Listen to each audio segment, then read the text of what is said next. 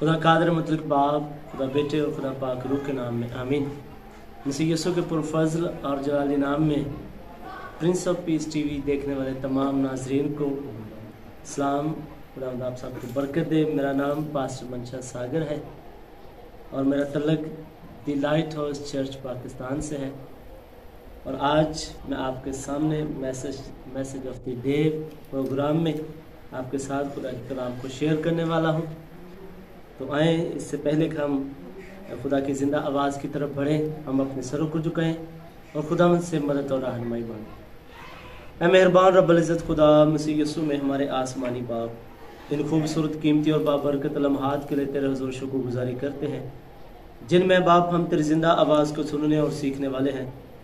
तो बाप मिन्नत करते हैं कि तो लफ्ज़ों की तरतीब, पाक रूह की रहनुमाई और रूहुल कुद्स की तहरीक अता फरमा, ताकि तेरी बातों को, तेरे कलाम को लायक तौर पर तेरे लोगों तक पहुंचा सकूं और अपने लोगों को ये फजल बख्शना कि आज के कलाम को लायक तौर पर सुने और सीखें और इस सीखने सिखाने के सारे अमल में तो हम सब का हादी रहनुमा बन, यीशु मसीह नासरी के नाम में आमीन।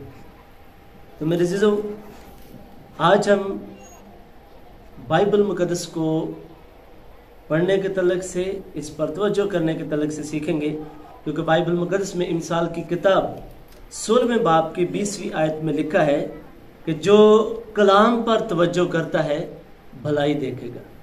जो कलाम पर तवज्जो करता है वो भलाई देखेगा। ये इस आयत का पहला हिस्सा है और हम इस पर गौर करेंगे। और बाइबल मुक़द्दस में जो लफ्ज़ तवज्जो का आया है कि जो कलाम पर तवज्जो करेगा, तो मेरे जो तवज्जो का मतलब ध्यान करना, गौर करना, सच्चाई से किसी भी बात को अपने अंदर उतारना और उसके मुताबिक अमल करना। और फिर जब हम यशवा की किताब पहले बाब की 8वीं आयत का मुताला करते हैं तो वहाँ पर लिखा है कि शरीयत की ये किताब तेरे मुंह से ना हटे, बल्कि दिन और रात तुझे इसी का ध्यान रहे। और उसके आगे बड़ा ज़बरदस्त वादा है कि फिर तुझे इकबाल मंदी की राह नसीब होगी और तू खूब कामयाब होगा। यानी सिर्फ कामयाब नहीं, तू खूब कामयाब होगा। और करना क्या है, काम क्या है? कलाम पर ध्यान करना है, कलाम पर तवज्जो करना है। और ध्यान के जो लुग़वी मानी है वो है जुगाली करना, बार बार उसे परखना, बार बार उस पर गौर करना। तो मेरे अज़ीज़ों, जब हम इस पर बार बार गौर करते हैं, ध्यान करते हैं, गौर व फिक्र करते हैं, तो फिर हमें इसके वसीला से बरकत भी मिलती है और वादे के मुताबिक इकबाल मंदी की राह और खूब कामयाबी हासिल होती है। काम क्या है? तवज्जो करना। तो मेरे अज़ीज़ों, तवज्जो करने का एक मतलब एहतराम करना भी है। जब हम किसी की बात को गौर से सुनते हैं तो इसका मतलब हम उसका एहतराम कर रहे हैं। और कलाम को जब हम तवज्जो के साथ सुनते हैं, जब हम गौर से सुनते हैं तो इसका मतलब है हम उसका एहतराम कर रहे हैं। तो बाइबल मुक़द्दस में मिसाल की किताब 5वें बाब की पहली आयत में लिखा है कि तवज्जो करने से फहम हासिल होता है। यानी तवज्जो करने से अकल, हिकमत, दनाई हासिल होती है।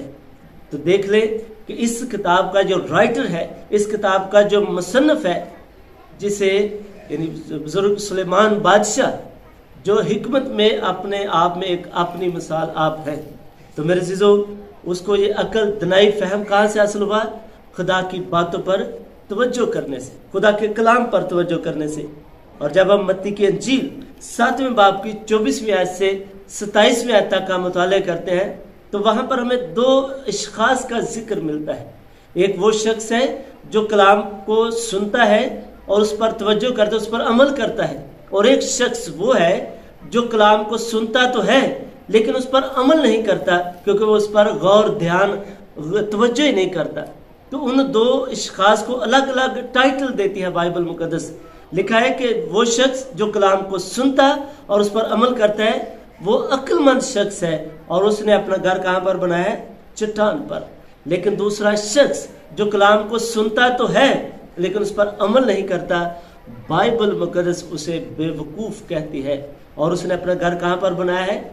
रेत पर। और वहाँ लिखा है कि पानी चढ़ा, आंधियाँ चली, मींह बरसा और जो चट्टान पर घर बना है उसके साथ टकराया, लेकिन चट्टान पर बने हुए घर को कुछ नुकसान नहीं पहुंचा।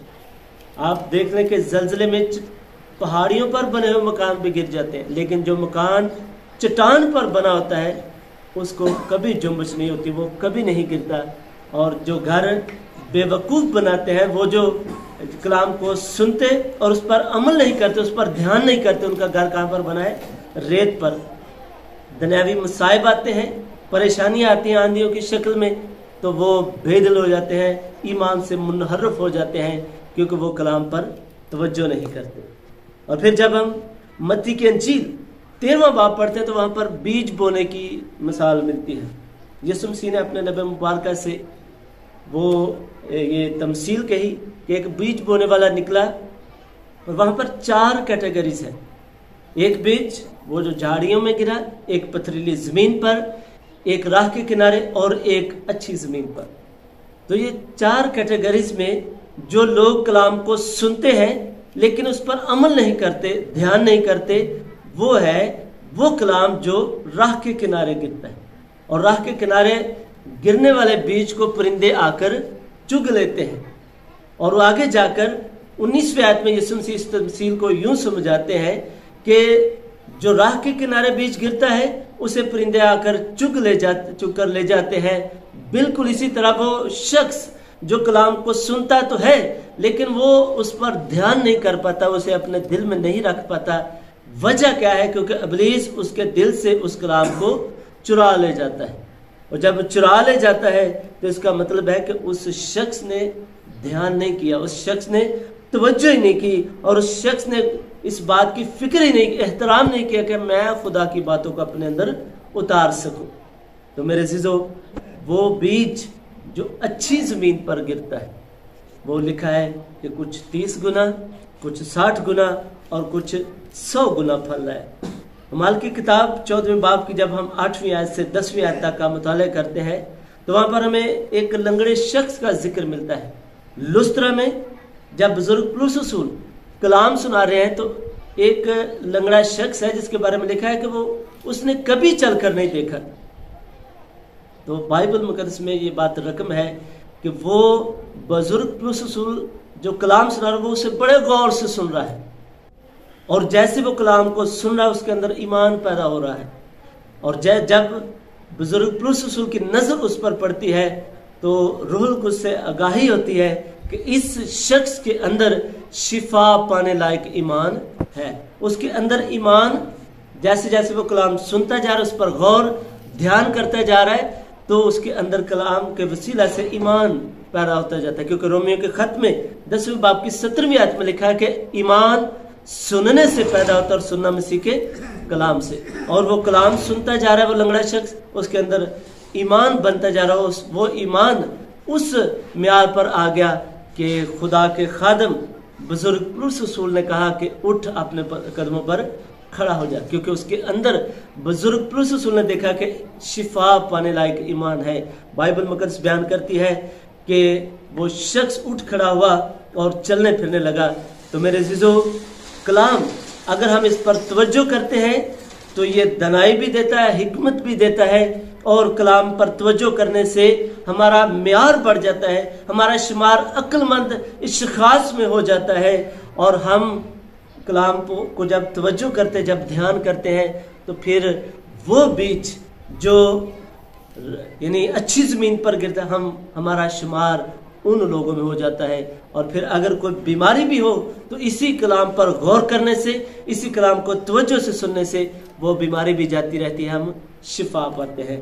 तो आए मेरे अज़ीज़ों, आज हम अपनी अपनी ज़िंदगी पर गौर करें कि क्या हम कलाम को महज सुनते हैं या फिर हम सुनते हैं और फौरन भूल जाते हैं। अगर हम भूल जाते हैं तो हमारा जो शुमार है वो उन जिंदगी में है, उस शख्स की मानद है जिसने अपना घर रेत पर बनाया है। तो मेरे अज़ीज़ों, आज हमने अपनी ज़िंदगी पर गौर करना है और फिक्र करना है कि हमने आज के बाद कलाम को महज सुनना नहीं है, बल्कि उस कलाम पर ध्यान करना है, गौर करना है, सच्चाई से अपने अंदर उतारना है और उसके मुताबिक अमल करना है। तो खुदा आज के कलाम के वसीला से हम सबको बड़ी बरकत दे।